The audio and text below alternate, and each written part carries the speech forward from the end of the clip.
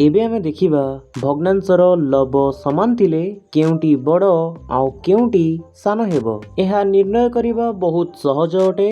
जेमिति कि एठारे 1 विभक्त 7 आउ 1 विभक्त 5 रहिछि, ताहा हेले जेउ भग्नांशर हर बड़ होइथिबो सेही भग्नांश सान हेबो, आउ जेउंटीर हर सान होइथिबो सेही भग्नांशटी बड़ हेबो। जेमिति कि एठारे 1 विभक्त 7 रे हर 7 बड़, तेणु ए भग्नांश सान हेबो आउ 1 विभक्त 5 बड़ हेबो। ठीक सेमिति एठारे मध्य दुईटी भग्न संख्यार लब 2 रहिछि, आउ हररे गोटिए 5 अछि आउ गोटिए 4 रहिछि। तेणु आमे कहि परिबा कि 2 विभक्त 5 रे हर 5 बड़ थिबारु ए भग्न संख्या सान हेबो, आउ 2 विभक्त 4 रे हर सान थिबारु भग्न संख्याटी बड़ हेबो। एठारे थिबा भग्नांश दुईटीर लब 3 रहिछि आउ गोटिएर हर 6 अन्यटीर 9 रहिछि। जेमिति कि आमे जानिछे कि जेउ भग्नांशर हर सान रहिछि सेटा बड़ हेबो, अर्थात 3/6 बड़ हेले 3/9 सान हेबो। एठारे मध्य भग्नांश दुईटीर लब 4 रहिछि आउ हर गोटिएर 5 अन्यटीर 8 रहिछि। जेहेतु हर सान थिले भग्नांश बड़ हेबो, तेणु 4/5 बड़ हेबो आउ 4 विभक्त 8 सान हेबो। एठारे भग्नांश दुईटीर लब 5 रहिछि, गोटिएर हर 9 थिबा बेले अन्यटीर हर 2 रहिछि। तेणु 5 विभक्त 9 रे हर 9 थिबारु भग्नांशटी सान हेबो, आउ 5 विभक्त 2 रे हर 2 रहिछि माने सान रहिछि, तेणु भग्न संख्याटी बड़ हेबो। एठारे थिबा भग्नांश दुईटीर लब 6 रहिछि, किंतु गोटिएर हर 4 थिबा बेले अन्यटीर हर 3 रहिछि। तेणु 6 विभक्त 4 रे हर बड़ थिबारु भग्नांशटी सान हेबो, आउ 6 विभक्त 3 रे हर सान थिबारु भग्नांशटी बड़ रहिबो। एठारे रहिथिबा भग्नांश दुईटीर लब 7 रहिछि, किंतु गोटिएर हर 4 आउ अन्यटीर हर 3 रहिछि। जेहेतु 4 3 ठारु बड़, तेणु 7 विभक्त 4 भग्नांशटी सान हेबो, आउ 7 विभक्त 3 हर सान थिबारु भग्नांशटी बड़ हेबो। एठारे मध्य भग्नांश दुईटीर लब समान रहिछि, माने 8 रहिछि, किंतु गोटिए हर 7 रहिछि, अन्यटीर हर 5 रहिछि। तेणु 7 थिबा हर विशिष्ट भग्नांश माने 8 विभक्त 7 सान हेबो, आउ 8 विभक्त 5 रे 5 जेहेतु सान, तेणु भग्नांशटी बड़ हेबो।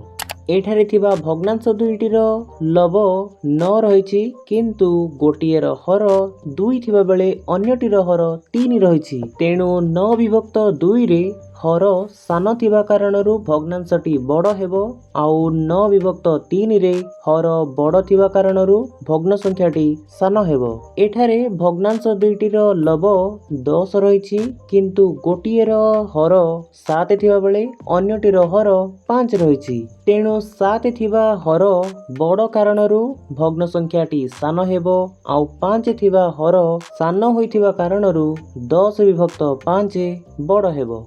एठारे थिबा भग्नांश दुईटीर लब 8 रहिछि, आउ गोटिएर हर 3 थिबा बेले अन्यटीर हर 4 रहिछि।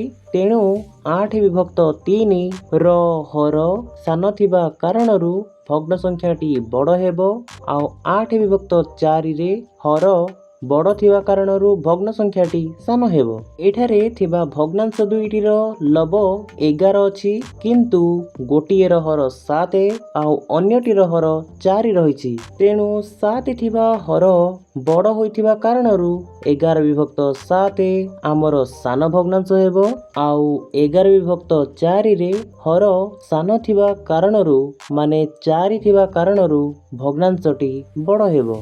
एही भग्नांश दुईटीर लब 7 रहिछि, किंतु गोटिए हर 9 थिबा बेले अन्यटी 6 रहिछि। तेणु आमे जानिछे कि 9 थिबा हर बड़ होइथिबा कारणरू 7 विभक्त 9 भग्नांशटी सान हेबो, आउ 7 विभक्त 6 भग्न संख्यार हर 6 थिबा कारणरू माने सान थिबा कारणरू भग्नांशटी बड़ हेबो। 12 विभक्त 3 ओ 12 विभक्त 6 ମଧ୍ୟରୁ 12 ବିଭକ୍ତ 3 ରେ ହର ହର ସାନ ଥିବା କାରଣରୁ ଏହି ଭଗ୍ନାଂଶଟି ବଡ଼ ହେବ, କିନ୍ତୁ 12 ବିଭକ୍ତ 6ରେ ହର ବଡ଼ ଥିବା କାରଣରୁ ଭଗ୍ନ ସଂଖ୍ୟାଟି ସାନ ହେବ। 6 ବିଭକ୍ତ 8 ଆଉ 6 ବିଭକ୍ତ 2 ମଧ୍ୟରୁ 6 ବିଭକ୍ତ 8ରେ ଯେହେତୁ ହର ବଡ଼ ରହିଛି, ତେଣୁ ଭଗ୍ନ ସଂଖ୍ୟାଟି ସାନ ହେବ, ଆଉ 6 ବିଭକ୍ତ 2ରେ ହର ସାନ ଥିବା କାରଣରୁ ଭଗ୍ନ ସଂଖ୍ୟାଟି ବଡ଼ ହେବ। ଠିକ୍ ସେମିତି 13 ବିଭକ୍ତ 7ରେ ହର 7 ଅଛି, ମାନେ ବଡ଼ ଅଛି, ତେଣୁ ଭଗ୍ନ ସଂଖ୍ୟାଟି ସାନ ହେବ, ଆଉ 13 ବିଭକ୍ତ 3ରେ ହର 3 ଅଛି, ମାନେ ସାନ ଅଛି, ତେଣୁ ଭଗ୍ନ ସଂଖ୍ୟାଟି ବଡ଼ ହେବ। 5 ବିଭକ୍ତ 8 ଆଉ 5 ବିଭକ୍ତ 9 ମଧ୍ୟରୁ 8 ସାନ ହୋଇଥିବା କାରଣରୁ 5 ବିଭକ୍ତ 8 ବଡ଼ ହେବ, ଆଉ 5 ବିଭକ୍ତ 9ରେ 9 ବଡ଼ ହୋଇଥିବା କାରଣରୁ ଭଗ୍ନ ସଂଖ୍ୟା 5 ବିଭକ୍ତ 9ଟି ସାନ ହେବ। 14 ବିଭକ୍ତ 3 ଆଉ 14 ବିଭକ୍ତ 6 ମଧ୍ୟରୁ 14 ବିଭକ୍ତ 3ରେ ହର 3 ଅଛି, ମାନେ ସାନ ଅଛି, ତେଣୁ 14 ବିଭକ୍ତ 3 ବଡ଼ ହେବ, ଆଉ 14 ବିଭକ୍ତ 6ରେ ହର ବଡ଼ ଥିବା କାରଣରୁ ଭଗ୍ନ ସଂଖ୍ୟାଟି ସାନ ହେବ। 4 ବିଭକ୍ତ 8 ଆଉ 4 ବିଭକ୍ତ 5 ମଧ୍ୟରୁ 4 ବିଭକ୍ତ 8ର ହର 8 ବଡ଼ ହୋଇଥିବା କାରଣରୁ ଏହି ଭଗ୍ନ ସଂଖ୍ୟାଟି ସାନ ହେବ, ଆଉ 4 ବିଭକ୍ତ 5ରେ ହର 5 ଅଛି, ଯାହା ସାନ ଅଟେ, ତେଣୁ ଏହା ବଡ଼ ହେବ। ସେହିପରି ଭାବେ 15 ବିଭକ୍ତ 9 ଓ 15 ବିଭକ୍ତ 4 ମଧ୍ୟରୁ 15 ବିଭକ୍ତ 9ରେ ହର 9 ବଡ଼ ଅଟେ, ତେଣୁ ଏହି ଭଗ୍ନ ସଂଖ୍ୟାଟି ସାନ ହେବ, ଆଉ 15 ବିଭକ୍ତ 4ର ହର ସାନ ହୋଇଥିବା କାରଣରୁ ଭଗ୍ନ ସଂଖ୍ୟାଟି ବଡ଼ ହେବ। 3 ବିଭକ୍ତ 7 ଆଉ 3 ବିଭକ୍ତ 2 ମଧ୍ୟରୁ 7 ବଡ଼ ହୋଇଥିବା କାରଣରୁ 3/7 ସାନ ହେବ, ଆଉ 2 ସାନ ହୋଇଥିବା କାରଣରୁ 3/2 ବଡ଼ ଭଗ୍ନାଂଶ ହେବ। ସେହିପରି ଭାବେ କହିଲେ 16 ବିଭକ୍ତ 7 ଆଉ 16 ବିଭକ୍ତ 6 ମଧ୍ୟରୁ ହର 7 ବଡ଼ ଅଟେ, ତେଣୁ ଭଗ୍ନାଂଶ 16 ବିଭକ୍ତ 7 ସାନ ହେବ, ଆଉ 16 ବିଭକ୍ତ 6 ବଡ଼ ହେବ, ଯେହେତୁ ଏହାର ହର ସାନ ଅଟେ।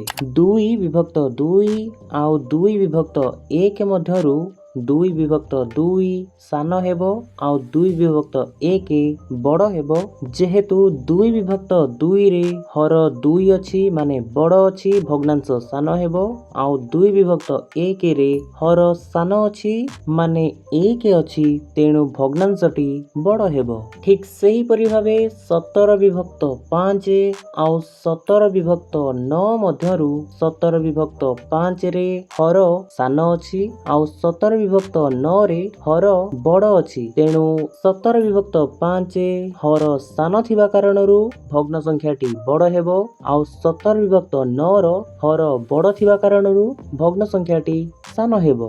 ଇଏ ଥିଲା ଆଜିର ଶେଷ ପ୍ରଶ୍ନ। ଦେଖା ହେବା ଆଉ ଗୋଟିଏ ସୁନ୍ଦର ଭିଡ଼ିଓ ସହିତ।